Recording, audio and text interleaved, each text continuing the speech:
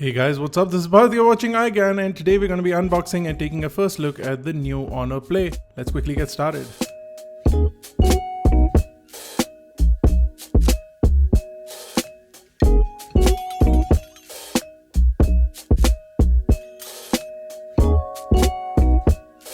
Now the phone is launching on the 6th of August on Amazon. I'll leave a link to buying it in the description below. The price on the box is mentioned at $21,999 and I expect this phone to be somewhere in the $19,990 price. So as I remove the top panel of the box, the first thing inside is the phone itself. I'm going to place it to the side. Inside the box you will also get a couple of documentation booklets. This is your quick start guide, your warranty information, and you will also get a SIM ejector tool. Also inside the box is a silicone case for the Honor Play. Now this will help you keep your phone protected from all sorts of damage. If I go further in, I will see a USB Type-C cable, which is interesting, and you also get a Honor fast charge or a Huawei fast charge power adapter. Now this is a standard USB wall charger, which does have 5 volt with 2 amps and 9 volt with 2 amps. That means that this is an 18 watt charger, giving you almost quick charge 3 capability speeds for charging up the device at a pretty affordable price bracket. Now it's time to take a look at the device itself. I'm going to get rid of all of these stickers from the back of the phone. The back looks really nice. It's got a matte black finish, extremely stealthy. It's got very soft touch metal as well, and it is a metal unibody. Rounded off corners, looks really nice. Over at the front you do have a notch on the display, which does house the 16 megapixel front facing camera. Right next to it is the earpiece, and below that is the display. The display is a 6.3 inch display with a 2340 by 1080 pixel resolution. It is a full HD plus display and it gives it a total of 409 pixels per inch. A display aspect ratio of 19.5:9 and an 83% screen to body ratio, which is pretty respectable in this price bracket.